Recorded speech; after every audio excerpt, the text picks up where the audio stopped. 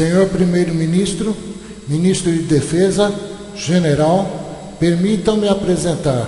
Meu nome é François Rousseau. Sou encarregado de um grupo de pesquisa informal, que não aparece na folha de pagamento de suas organizações.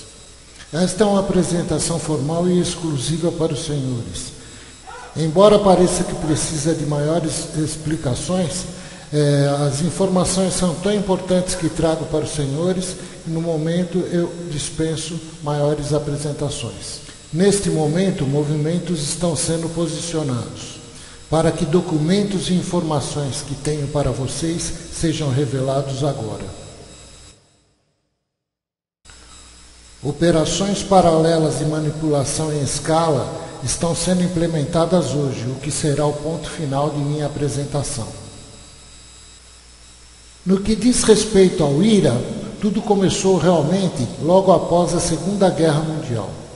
Hitler teve que quebrar alguns tabus, como aprender um pouco sobre ocultismo e sociedades secretas. O ANENEB, uma organização nazista destinada, entre outras coisas, a pesquisas geológicas, encontrou isso durante uma expedição no Afeganistão. Este objeto voador é chamado de Vimana pelos hindus. Mais sobre isso durante uma exploração, uma expedição no subsolo russo e chinês em 1927. Encontraram rastros de uma explosão nuclear muito antiga, nunca antes detectada. Certas camadas foram vitrificadas atomicamente há 15 mil anos atrás. O mesmo fenômeno pode ser observado nos dias de hoje em locais de testes nucleares. Um erro de entendimento foi que os descobrimentos de Hitler, apesar de muito sérios, fossem o de abrir a caixa de Pandora, cujo nenhum governo, amigo ou inimigo quisesse. Por trás dessa trágica história, o que todos sabemos, fica uma tênue teoria da existência de 4 luas que moldaram 4 ciclos geológicos,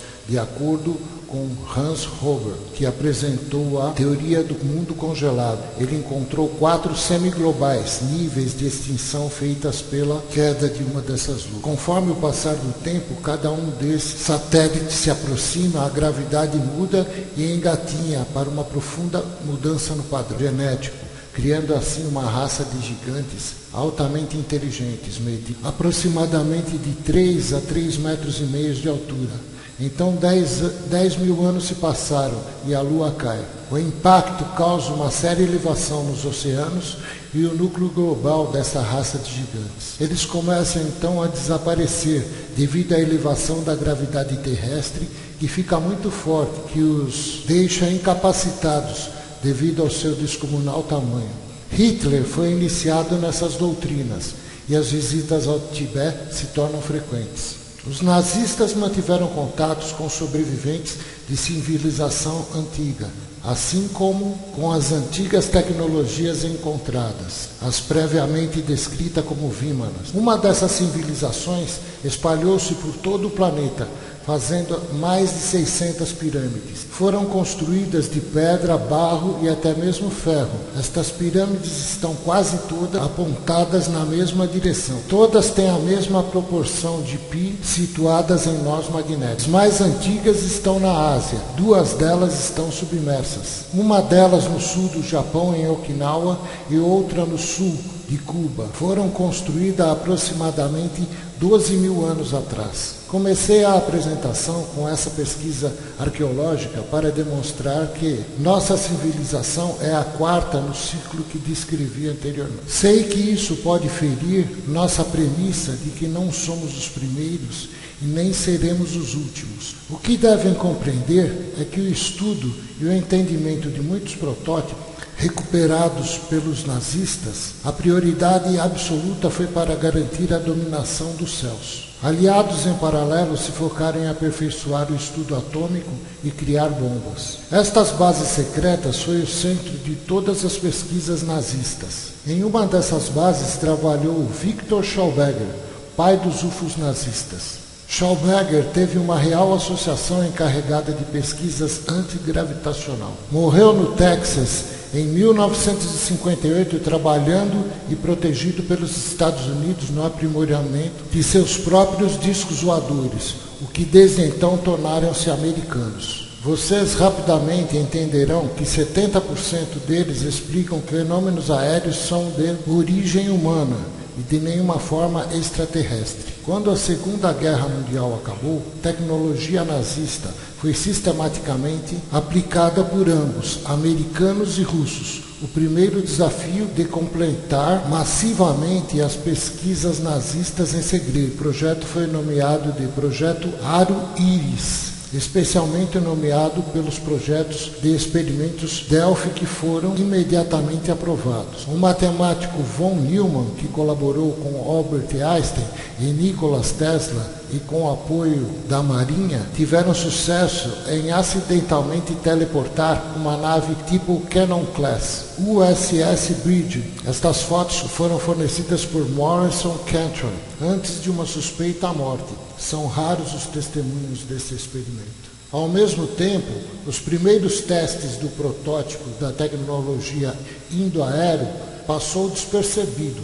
Os militares conseguiram melhorar a eficiência de segredo. No mesmo período, Kenneth Arnold, piloto da Força Aérea Americana e agente da CIA, lançou a maior operação de manipulação jamais feita com relação à existência dos UFOs, fazendo o povo acreditar que eles existem. Não há uma verdadeira solução ou provas suficientes, desacreditando inimigos e amedrontando a população. A desinformação se tornava muito eficiente. UFOs e para-humanos, agora pertencentes à força da televisão e da mídia, se tornou quase um caso de paranoia coletiva. Em maio de 1947, o Serviço Secreto Americano descobriu a existência de um antigo OVNI extraterrestre, secretamente recuperado pelos russos, que havia caído nas montanhas de Altai, na Mongólia. A tensão entre os dois blocos gerou um sério contratempo. O descobrimento era espetacular e, para não perder as rédeas, o Pentágono moveu a CIA e começou a mentir. Imagine o grande blefe para convencer ambos, tanto os russos como o mundo, que no segundo dia nós também havíamos recuperado um UFO em Roswell, em 1947. Claro que isso não era verdade, mas funcionou. Em fevereiro de 1949, logo após o que foi chamado de incidente Roswell, um UFO foi fotografado e filmado na Antártida. Foi a primeira imagem desse tipo de formato, tipo de um charuto.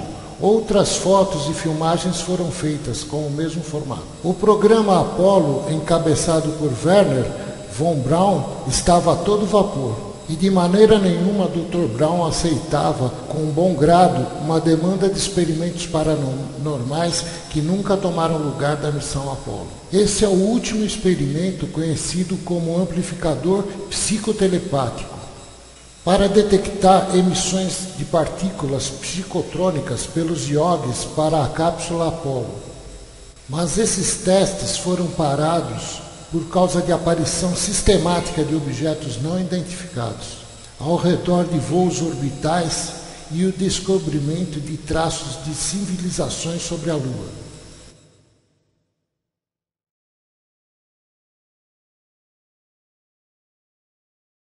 A NASA teve que enfrentar os dados da Holanda e as provas embaraçosas.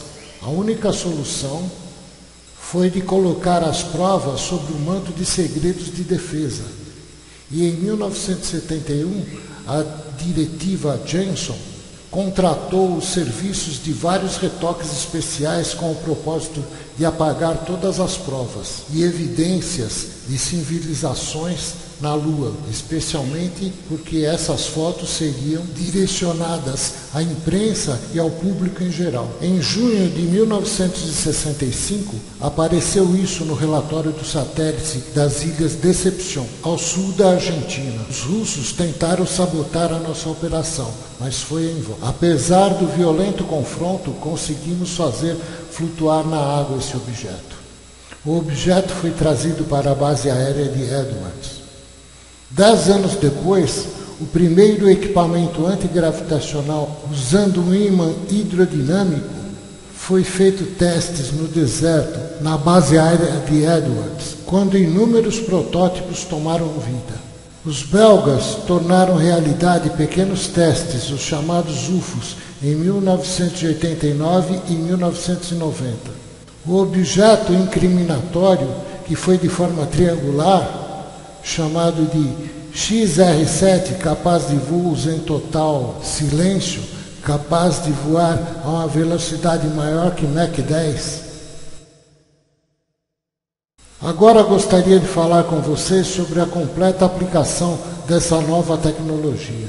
O bombardeiro B-2, cujo desenvolvimento começou em 1982. O bombardeiro B-2 Celt, que voou oficialmente em 1989, serviu para o acobertamento para um outro e convencional B-2, que foi construído paralelamente. O uso desse modelo super secreto, entre outras coisas, cria um sistema de campo de plasma que evita o fluxo do ar com o gerador MHD. Esse sistema produz a ionização do ar ao redor dele, suprimindo a resistência do ar enquanto garante uma total invisibilidade para qualquer tipo de radar. Esse bombardeiro nuclear está voando por mais de 15 anos, a uma velocidade superior a Mach 10. Naturalmente, para dar subsídios e evitar tumulto, assim como as bombas E ou bombas eletromagnéticas, assim também, é claro, armas de micro-ondas e poderosos lasers.